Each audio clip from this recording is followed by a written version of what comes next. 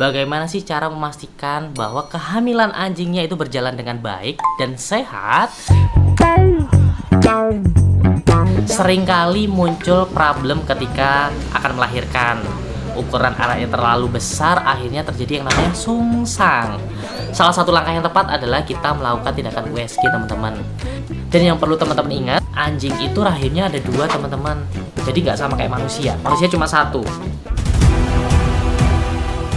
Tadi mungkin keluar itu nggak keluar mau nolong nggak bisa kali kan, dia teriak, makanya anak saya mami cepet balik, kenapa emosinya tuh namun melahirkan.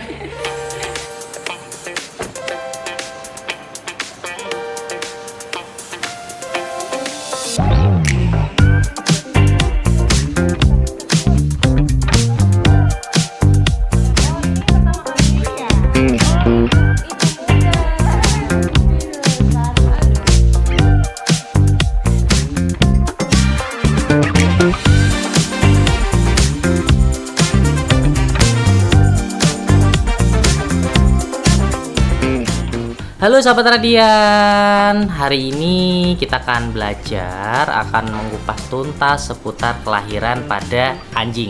Jadi buat teman-teman yang kemarin request gimana sih cara persiapan sebelum anjingnya lahiran, bagaimana sih cara memastikan bahwa kehamilan anjingnya itu berjalan dengan baik dan sehat, di sini akan kita bahas. Nah, kita tahu teman-teman bahwa anjing secara umum itu dibagi menjadi 3 berdasarkan ukuran. Ada anjing small, medium, dan juga large. Nah, di sini kita akan membahas secara umum perbedaannya apa sih ketika kita memiliki anjing-anjing yang ukurannya small atau medium serta anjing-anjing yang ukurannya large. Di sini kita bagi 2 kelas nih. Karena akan ada perbedaan teman-teman. Baik yang pertama, potensi jumlah anak yang dihasilkan, ukuran anaknya, maupun potensi adanya kesusahan saat melahirkan. Ini sangat penting teman-teman ketahui.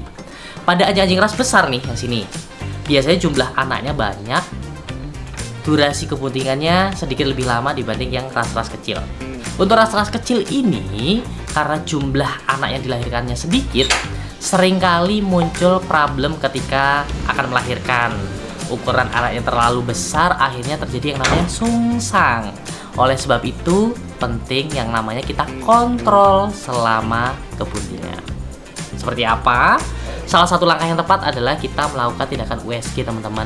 Jadi USG itu tidak hanya untuk kita tahu jumlah anaknya berapa. Tidak hanya sesimpel itu.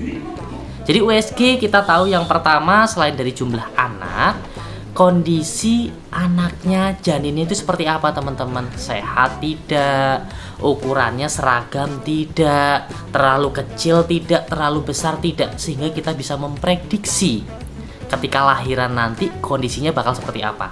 Apakah bisa normal? Apakah harus sesar? Nutrisi juga bisa kita prediksi kebutuhannya.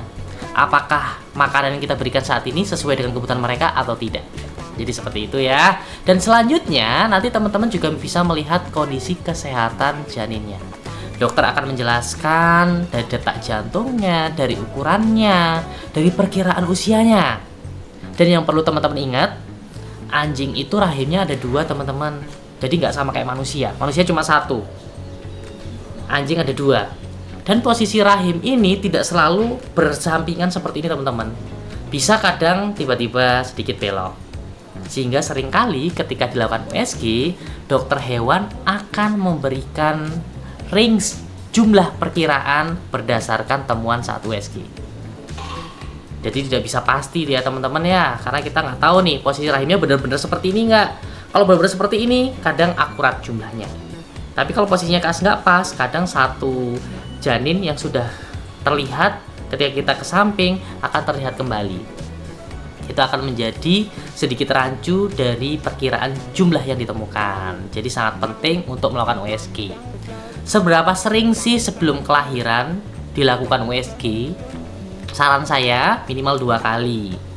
USG yang pertama dilakukan ketika 1 bulan pasca perkawinan. Jadi biar tahu, jadi ketika di USG udah kelihatan. Karena kadang pada usia kurang dari 1 bulan, ada beberapa kantong yang terlihat di rahim, namun janinnya nggak kelihatan. Bisa jadi nanti berkembang, bisa jadi nanti kempes karena nggak ada isinya. Jadi nunggu 1 bulan ya teman-teman ya. Dari usia 1 bulan ini teman-teman juga jadi tahu nih ukurannya seragam apa enggak, sehingga tahu manajemen pemberian pakan atau nutrisi untuk anjingnya. Nanti yang terakhir, menjelang kelahiran. Nanti kan dokter dari USG yang pertama akan memberikan prediksi kapan perkiraan HPL-nya. Dan HPL itu belum tentu di waktu yang sama. Kenapa? Jumlah anaknya lebih dari 1. Kalau manusia cuma 1, memperkirakan akan sangat mudah.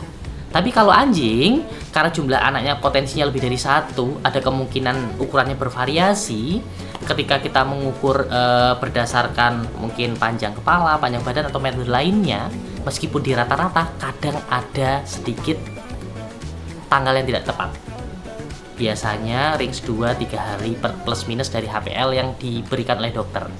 Nanti kurang dari 1 minggu, USG ulang untuk tahu perkiraan lebih tepatnya lagi, sambil nanti dicek kondisi secara fisiknya.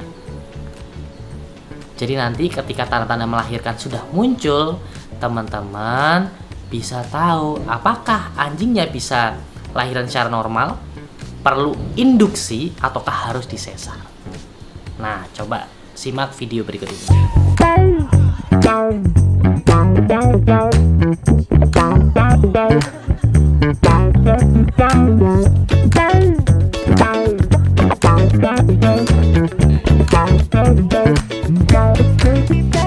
Nah, akhirnya waktu yang ditunggu-tunggu telah tiba, yaitu waktunya kelahiran. Hal apa yang bisa teman-teman tandai atau teman-teman cirikan tahu bahwa anjingnya mau lahiran? Tanda yang pertama, biasanya mereka gelisah, teman-teman. Kalau karakter anjingnya itu dekat dengan manusia, dia akan selalu mendekati manusia. Tapi kalau nggak terlalu dekat, kadang mereka nyari tempat persembunyian karena akan membuat sarang. Yang kedua, nafsu makan pasti akan turun, terutama di seminggu akhir dia mau melahirkan. Tanda selanjutnya, kalau sudah ngos-ngosan, nafas apalagi dari perut, kayak orang kontraksi itu teman-teman, itu sudah deket, bisa jadi di hari yang sama atau keesokan harinya dia akan melahirkan. Normalnya proses lahiran itu berjalan maksimal 2x24 jam.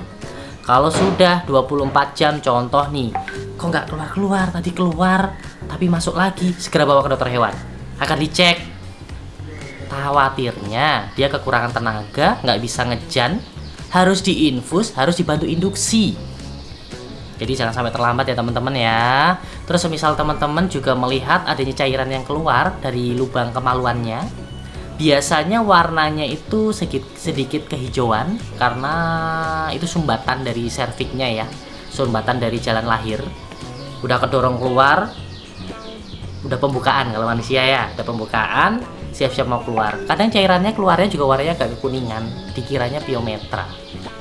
Nah, lamanya proses kebuntingan ini rata-rata berjalan sekitar 68 sampai 72 hari. Namun pada anjing-anjing ras besar kadang bisa sampai 75 hari. Semisal teman-teman kok ngelihat, loh anjingnya bunting, katanya. Sudah keluar susu, katanya.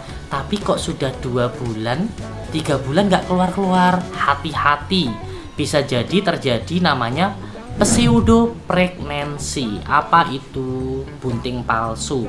Kalau di manusia nyebutnya biasanya bunting anggur. Bisa karena infeksi, bisa karena non infeksi. Sering kita jumpai pada anjing-anjing yang terkena infeksi piometra, infeksi rahim, khususnya pada anjing-anjing yang tidak dikawinkan hingga usia tua, atau penggunaan obat-obatan KB manusia untuk menunda kehamilan. Kadang dikira pet owner dia bunting, badannya besar, perutnya gemuk, kadang produksi susu juga, tapi waktunya lahir nggak lahir-lahir, di USG ternyata isinya adalah nanah. Jadi harus hati-hati ya. Kontrol selama kebuntingan sangat penting untuk memastikan kondisi anjingnya sehat, anjingnya layak untuk lahiran di waktu yang tepat, dan proses kelahirannya berjalan dengan lancar. Demikian teman-teman, sahabat Radian semua. Sudah terjawab ya untuk request dari teman-teman seputar persiapan dan juga waktu kelahiran untuk anjing kesayangannya. Sampai jumpa, sampai ketemu di episode selanjutnya. Dadah.